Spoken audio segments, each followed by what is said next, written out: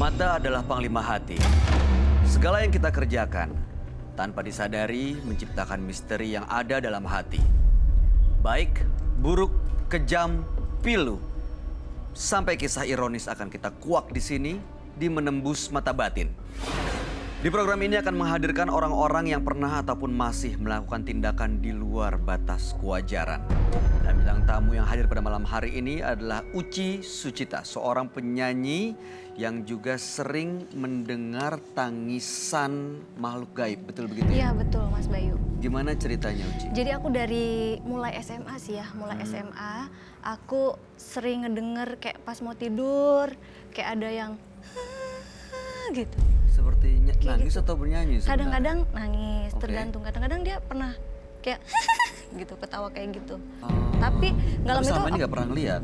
nggak pernah. Hanya mendengar? Nggak pernah. Memang peka rupanya? Memang peka. Oke. Pas di Bandung, aku dulu kan penyanyi vokalis band dulu kan. Aku tag vokal gitu di studio nih ya.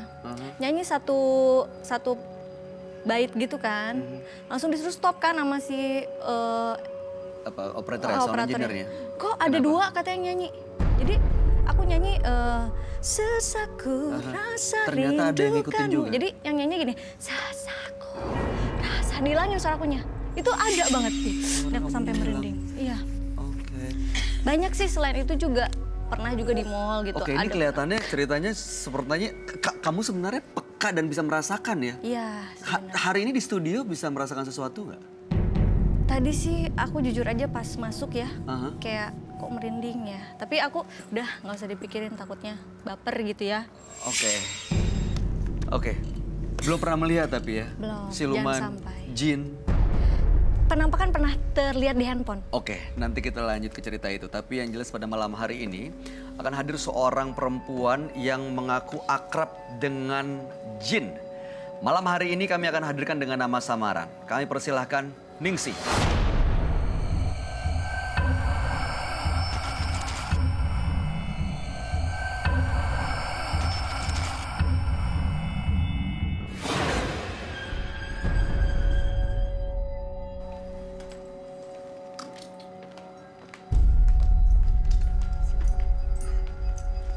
Silakan.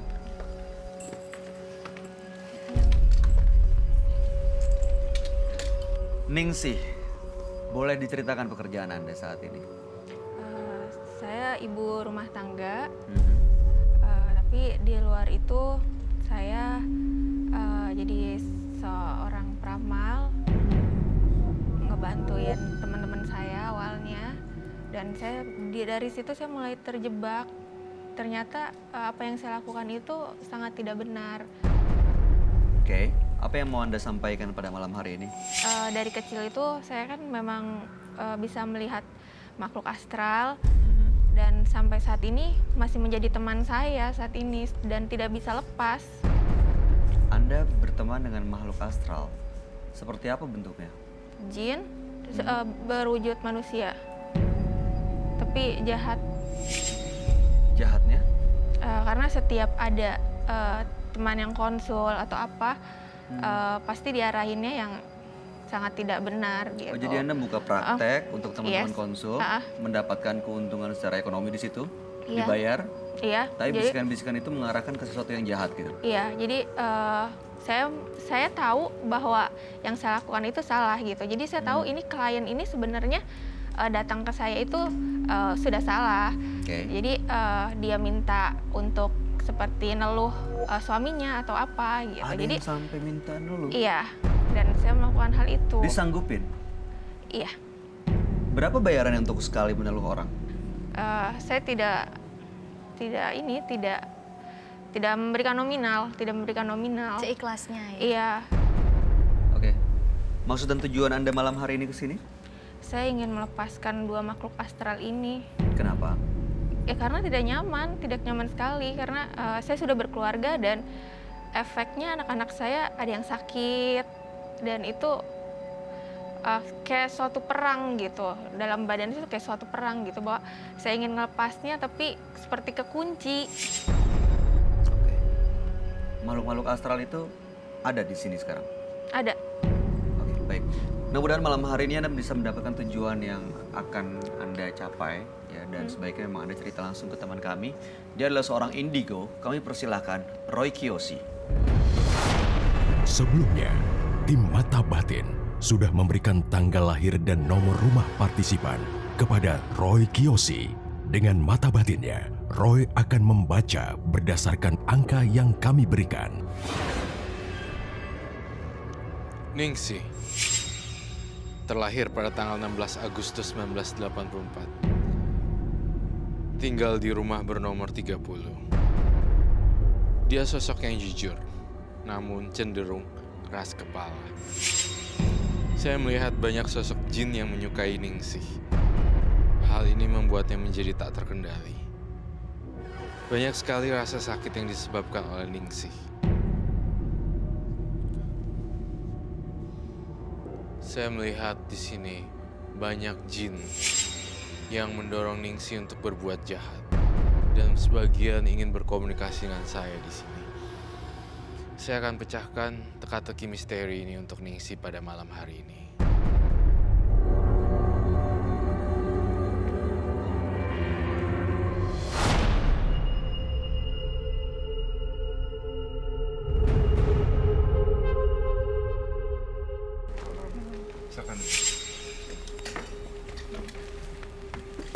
Baiklah, Ningsih terlahir pada tanggal 16 bulan 8 1984. Nomor rumah 30, betul? Betul. Oke, Ningsih adalah seorang paranormal, bisa mengirimkan teluh ke orang lain, biasa berkomunikasi dengan jin, menggunakan makhluk-makhluk astral ini untuk berbagai macam tujuan, dan belakangan sering merasa terganggu, bahkan anak-anak juga kena dampaknya yaitu sakit. Iya. Betul ya? Betul. Lalu kemudian, kenapa Ningsih nggak nyaman ya di sini ya? Saya ngerasain ada aura yang tidak nyaman, membuat kamu tidak nyaman. Iya. Apa yang bikin kamu nggak nyaman, Mbak Ningsih? Badan saya tuh ngerasa nggak nyaman aja. Terus kalau tidur itu pasti kayak keganggu gitu, seperti harus kita harus melakukan aktivitas seperti biasanya gitu. Jadi hal-hal yang jahat gitu. Biasanya kejahatan apa sih, seperti ngapain yang bisa dilakukan? Ya itu merusak hubungan rumah tangga orang gitu. Jadi kalau ketika tidak ada klien gitu, jadi akunya tuh yang maju jadi gitu. Kepanggil badannya nggak enak kalau nggak ngapa-ngapain, harus jadi, melakukan sesuatu. Dan akhirnya kalau nggak ada klien gimana? Iya, aku maju sendiri gitu. Ngapain? Kemana? Dan kirim ke siapa? Entahlah dari mana ada datang gitu, kayak sosok pria gitu. Jadi kayak pelakor gitu, akunya sendiri tuh jadi seperti itu. Jadi Anda manggil Itu laki-laki lain untuk datang ketemu. Ini manusia beneran gitu? Oh iya, manusia beneran, tapi itu datang aja, maksudnya entah dari mana. Begitu gitu. datang, apa yang terjadi dan apa yang Anda lakukan? Ya awalnya sih dari perkenalan ya, cuma jadi kayak seperti suatu tantangan aja gitu. Apa yang Anda lakukan begitu laki-laki ini datang ke rumah? Tidak sampai. Hanya datang, meninggalkan keluarga dan istri di rumah? Iya. Oke. Setelah itu, apa yang Anda minta dan Anda harapkan dari laki-laki itu? Kalau sudah mereka berantakan ya itu kayak suatu kepuasan saja ya. Kepuasan? Tapi di dalam hati saya itu kayak seperti bukan saya gitu. Jadi saya seperti digerakin sama dua makhluk astral ini gitu. Mas Bayu, aku boleh nanya nggak? Silakan.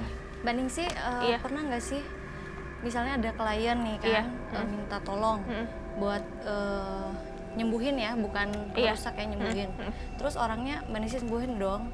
Nah, karena Mbak Ningsih punya kayak tadi itu ya, gatel ya pengen ngapain, pernah nggak sih yang udah Mbak sembuhin itu Mbak kerjain lagi supaya dia kayak sakit lagi. Nanti orangnya datang lagi untuk Mbak tolong sembuhin gitu. Pernah nggak? Pernah. Jadi dia pernah tunangan terus sama tunangannya itu kebetulan memang pakai guna-guna juga. Terus saya bantu karena ada sesuatu yang beda gitu saya lihat. Jadi saya panggil dia untuk ke saya gitu. Datang. Tunangannya tahu? Tidak tahu. Sampai saat ini? Tidak tahu. Dan mereka masih baik-baik aja? Iya. Oke. Saya menggambarkan sosok makhluk yang saya lihat di Baningsih. Jadi makhluk yang aneh sekali, semacam bentuk ular tapi bentuk tengkorak. Itu yang saya rasakan, ketidaknyamanan di dalam tubuhnya Baningsih. Saya mendengar suara-suara aneh di kuping saya bahwa Baningsih ini kok nggak terbuka ya sama saya. Dan vision apa yang saya sampaikan, vision saya adalah jujur apa adanya, dan saya berharap Anda jujur juga terhadap jawabannya, ya dan ya, tidak dan tidak. Apapun yang dibacain, semuanya adalah vision yang terjadi pada hidup Anda, Baningsih. Mungkin malu kali ya Mbak? Sebaiknya sih, Iya. kalau udah sampai sini dan Anda ingin semuanya lepas dan benar-benar tuntas, nggak perlu ada yang disembunyikan lagi. Oke. Saya merasakan di diri Baningsih juga sebenarnya uang dan uang sih. Isi kepalanya semuanya isinya uang dan uang. Saya sih sungguh menyayangkan ya kalau misalnya orang hobinya ngerebut laki-laki. So punya yang lain gitu, sayang sekali gitu loh. Menambah-nambahin dosa, nambahin karma buruk aja gitu. Ntar kalau kamu punya beneran nih, kamu jatuh cinta beneran sama seseorang, diambil orang, kamu rasanya gimana? Sakit. Nah, Udah kebayang? Udah pernah punya pengalaman seperti itu? Udah. Oke. Waktu Anda melakukan itu terhadap laki-laki yang sudah menjadi suami atau sudah punya keluarga gitu ya? Iya. Itu Anda lakukan dengan sadar atau enggak? Sadar. Berarti sebenarnya yang menggerakkan dia siapa, Roy? Diri sendiri atau makhluk-makhluk seperti ini? Ada dari makhluk-makhluk seperti ini bisikan doang, tapi gerakan untuk sadar itu adalah dari dorongan diri sendiri. Pertama juga saya merasakan nafsu duniawinya juga kencang banget. Jadi sangat-sangat gampang sekali untuk dipengaruhi oleh alam-alam beginian. Kayak kamu paranormal ya katanya ya. Iya. Tapi juga takut beberapa hal juga, masih agak sedikit takut apa gitu ya. Takut makhluk-makhluk astral kah atau? Iya, Karena takut. aku ngelihat dari Pak Roy ini ada jin di belakang Pak Roy itu, aku takut. Seperti apa sih?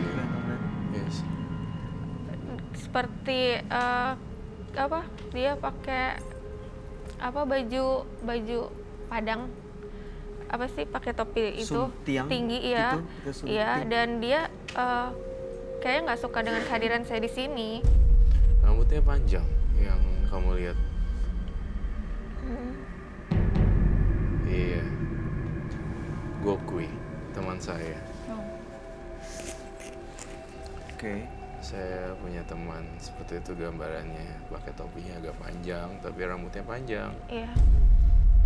Ya seperti itu. Lalu kemudian pertanyaan mendasar saya balik ke topik lagi. Apa sih tujuannya datang ke menembus mata batin hari ini? Saya ingin melepas 2 makhluk astral yang ada di badan saya ini. Itu sangat mengganggu sekali.